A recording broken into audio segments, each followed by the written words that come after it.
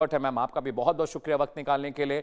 फिरोज बख्श साहब आपको दिखाई दे रहे हैं, बहुत सारी डिबेट में हमारे साथ रहे हैं और बहुत सारी जानकारी इन्होंने हमसे और दर्शकों से साझा की। आपका भी बहुत बहुत स्वागत है, मिडिल ईस्ट मामलों के आप जानकार हैं।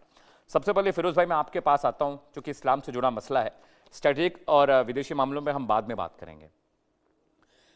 जब हम सिर्फ ये जानते थे, हिंदुस्तान में रहने वाले लोग, हमें पता था कि हमारे सिर्फ हम जो इस्लाम को जानते थे, हमारे मुसलमान भाइयों को हम जानते थे और हमें यह फर्क नहीं था कि कौन शिया है कौन सुन्नी है। हम सबके यहाँ सेवैयाँ खाते थे, बकरीद सबके यहाँ होती थी, वो हमारे दिवाली दशहरे होलियों पे आया करते थे, हम मौज मस्ती किया करते थे। हमने कभी फर्क नहीं समझा शिया और सुन्नी में क्या होता है। लेकिन जब से ये मिडिल ईस्ट वाला नैरेटिव आया फिरोज भाई, उसके बाद बच्चा बच्चा समझने लगा है कि ईरान एक शिया मुल्क है, rest of the gulf is a Sunni मुल्क। और ये लड़ाई इतनी भयंकर हो गई है कि लोग क्वेश्चन करने लगे हैं भाई कि जब एक ही धर्म को मानने वाले हैं, एक ही तरह के प्रैक्टिसेस हैं, उसके बावजूद इतना खूनी खेल, एक दूसरे को मारने काटने के लिए जुटे हुए हैं। ईरान पकड़ पकड़ के सबको मार रहा है, कतर हो, जॉर्डन हो, यूएई हो, अबू धाबी हो, जहां मौका मिलना वहां ड्रोन चल रहे हैं, रॉकेट चल रहे हैं।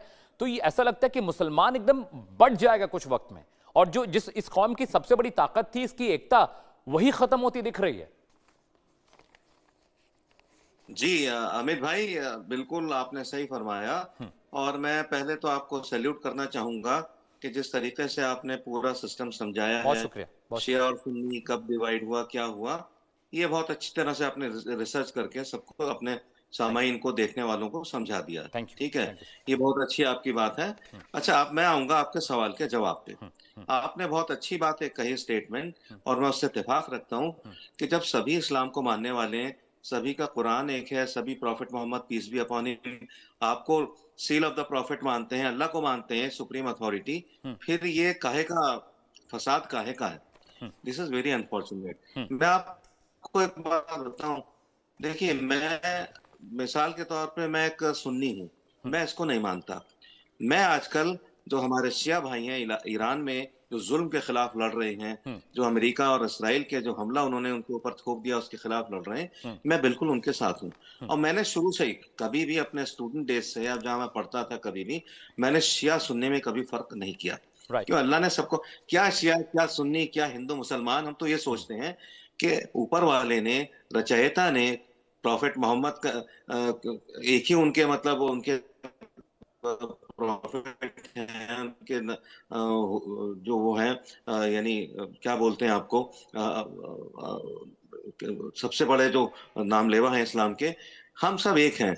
लेकिन बीच में ये जो पॉलिटिक्स है, डर्टी एंड फिल्थी पॉलिटिक्स, इसने सबको बांट दिया। अब ये जो आपस में बटे हुए हैं, मैं आता हूँ ईरान। ईरान जो है बिल्कुल सही काम कर रहा है। ये जो the so called Sunni Nations हैं, ये गुलाम बन गए हैं अमेरिका के, इसराइल के। अपने आप तो ये कोई काम करते नहीं। There are hardly any universities in these countries. ठीक है, इनके पास कोई, ये टॉयलेट में अगर पानी का जो शावर होता है, उससे लेकर के कोई टैंक या कोई भी चीज है, सारी अमेरिका से लेते हैं, सब नेटो कंट्रीज से लेते हैं। ईरान ने मेहनत करके, अब यहाँ शिया सुन्नी कुछ नहीं, मेहनती लोग हैं। एक पुरानी उनकी एक सिविलाइजेशन है, अपना 5-6 हजार साल पुरानी सिविलाइजेशन है, मेहनती लोग हैं और अपने करते हैं। लेकिन दिस इज वेरी अनफॉर्चुनेट, आपने कई जगह 5-6, मतलब ऐसे जंगे अब दिखा दी जो कि पाकिस्तान अफगानिस्तान में है, ईरान और ये सुन्नी कंट्रीज के अंदर है, ये फिर, और उधर आपका यूएई और सूडान वगैरह सब चल रहा है। पूरा जो मुस्लिम जगत है वो जल रहा है इस वक्त, आपके ऊपर है। ठीक है ना? तो ये जो है, ये, अच्छा, क्या मुझे आप सुन पा रहे हैं? बिल्कुल सुन पा रहा हूं, बताएं फिरोज भाई, मेरे बताएं। हाँ, तो ये बहुत गलत हो रहा है। और मेरे ख्याल से ईरान जो काम कर रहा है, जो बेसिस पे अटैक कर रहा है अमेरिका की, बिल्कुल सही काम कर रहा है। क्योंकि अमेरिका ने इनको लूटा पाटा है। इनको पता नहीं, अमेरिका इनका तेल चूस रहा है। अमेरिका इनकी जो भी इनकी मौदनियात हैं, जो भी इनकी वहाँ चीजें हैं, उनको इनको बेवकूफ बना रहा है। यानी 30-40 बेसिस वहां बना ली अमेरिका ने इन कंट्रीज के अंदर। तो ये तो उसके द्वारा बेवकूफ बनाए जाते रहे। और अमेरिका ने और क्या किया है? अमेरिका ने गलत काम और क्या किया है? शियाओं में और सुन्नियों में एक तरह की दरार डाल दी है। ये इन सुन्नी कंट्रीज से, खासतौर से सऊदी अरब से कहता है, और जितने भी यूएई हैं, कतर हैं, और आपका इजिप्ट है, इन सब कंट्रीज से अमेरिका ये कहता है कि ये शिया शिया है, ये ईरान, ये तुमको खा जाएगा, तुमको खत्म कर देगा, लिहाजा हम तुम्हें प्रोटेक्शन देंगे। क्या प्रोटेक्शन दे रहा है? आपने देख ही लिया, 20 दिन हो गए लड़ाई को, पहले भी 12 दिन की लड़ाई हुई। ये प्रोटेक्शन सिर्फ इसराइल को देता है, इसराइल को इसने पाला पोसा है, और at the cost of these bloody Sunni countries, जिनको आम मुसलमान अब मुनाफिकीन कहने लगे। मुनाफिकीन का मतलब ये दिल में एक बात और मतलब और दिखावा कुछ और। इनकी जो जनता है वो भी इनके खिलाफ हो गई है। आज पूरा जो मुस्लिम जगत है वो शिया सुन्नी को छोड़ के ईरान के साथ खड़ा हुआ है कि ये लोग जुल्म कर रहे हैं ईरान के ऊपर। वहां बच्चियों को मार दिया, 165 बच्चियों के स्कूल पे गोलाबारी कर दी। फिर यह है कि उनके जो मजहबी पेशवा थे उनको सभी उनको उनको शिया जी सुन्नी हिंदू सिख क्रिश्चियन सभी, और इवन जी। ज्यूज उनको मानते थे। 86-90 साल का एक बुजुर्ग है जो अल्लाह अल्लाह करने वाला है। तो ये बहुत गलत हो रहा है। और ईरान, मेरे ख्याल से Iran is on the right target. Iran चाहे खत्म हो या रहे, लेकिन ईरान का जो एक्शन है वो बिल्कुल ठीक है। जी ऑल अमित राइट, भाई। All right, all right, Feroz भाई please stay with me. General साहब मैं आपके पास आ रहा हूँ, उसके बाद अंशु जी मैं आपके पास आऊँगा।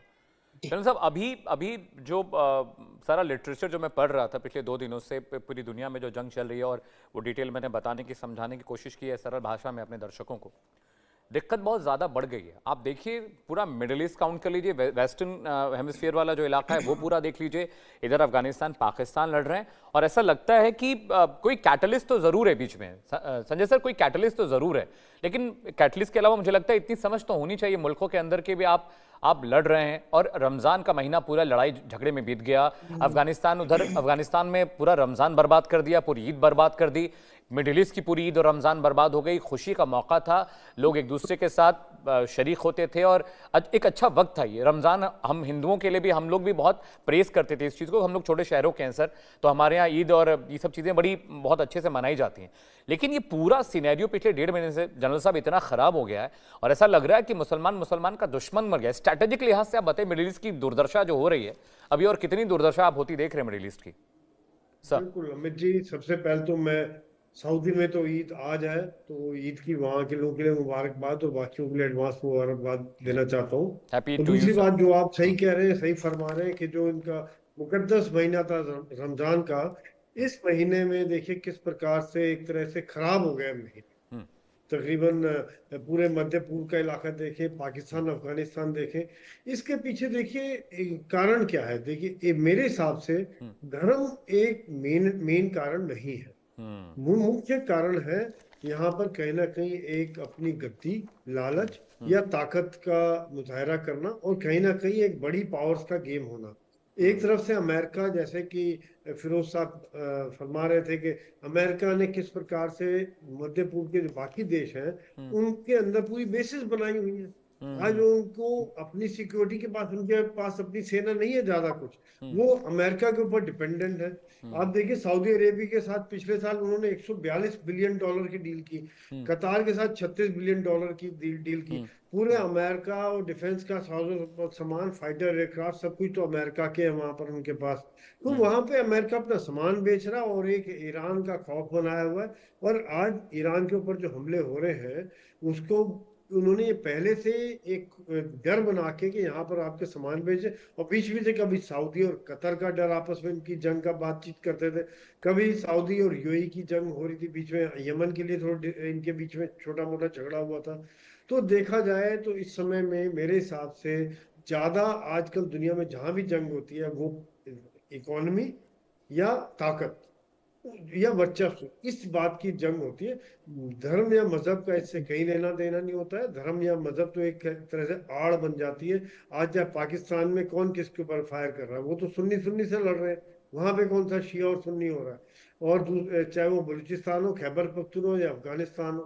तो ये जंग में आज जो दूसरी तरफ ईरान के साथ रशिया और चाइना है, तो जंग वहां पर हो जाती है, और कहीं ना कहीं एक इसका लॉन्ग टर्म इम्प्लीकेशन जो है वो आम आदमी को भुगतना पड़ता है। आज जो इसका लड़ाई जो हो रही है, जिस प्रकार से एनर्जी सेक्टर के ऊपर बर्बाद किया जा रहा है, पूरी दुनिया के ऊपर महंगाई आ रही है, इन इलाकों की इनकम का सोर्स भी तेल ही है। अगर वो तेल का सोर्स ही बंद हो जाता है, जिस प्रकार से अभी कतार में जो एलएनजी प्लांट पे हमला किया गया, उसको 3 से 5 साल लगेंगे बनने में, इतना जल्दी नहीं बनेगा। यानी कि तब तक कतार जो दुनिया में मेजर सप्लायर है गैस का, वो गैस की सप्लाई में काफी दिक्कत आती रहेंगी और इनकी अपनी इकोनॉमी को भी नुकसान होगा। पहले तो बनाने में लगेगा, इनकी सप्लाई भी कम होगी, डबल चोट पहुंचेगी। तीसरी बात, इनके ऊपर जो बाकी इंफ्रास्ट्रक्चर नुकसान है, जो इनका डिफेंस का सामान खत्म हो गया, जो एयर डिफेंस को दोबारा इनको भरपाई करनी पड़ेगी। एक एक मिसाइल 36 करोड़ 40 करोड़ की मिसाइल आती है, उन मिसाइल को दोबारा इनको भरना पड़ेगा। पैसे सारे फिर अमेरिका की आर्म्स इंडस्ट्री के पास जाएंगे, और किसके पास जाएंगे पैसे, इनको कोई फर्क नहीं पड़ता। तो ये है अमित जी। ठीक है sir, please stay with me sir, point taken.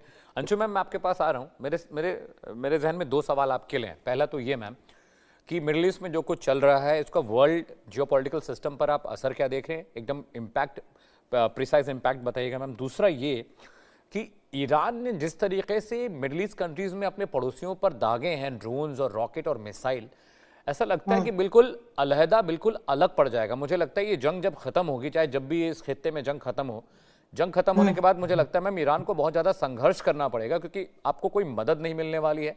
आपने इतना इतना कोलेटरल डैमेज किया अपने पड़ोसी देशों का। ये दो सवाल है मैम, दोनों के जवाब चाहिए अंशु मैम। अमित, आप हमेशा इतने पर्टिनेंट और रेलेवेंट क्वेश्चंस पूछते हैं, हैट्स ऑफ टू यू। और मेजर जनरल सोई की बात से मैं बिल्कुल सहमत हूँ, फिरोज भाई की बात से भी सहमत हूँ। शिया और सुन्नी का जो ये पूरा एक मामला है, जो हम इतिहास में झांक करके देखते हैं, उसे थोड़ा अलहदा जाकर के इस पूरे मैटर को समझने की जरूरत है। इसी में आपके प्रश्न का उत्तर छिपा है। तो हम ये समझे कि 1975 से 69 तक जब ईरान में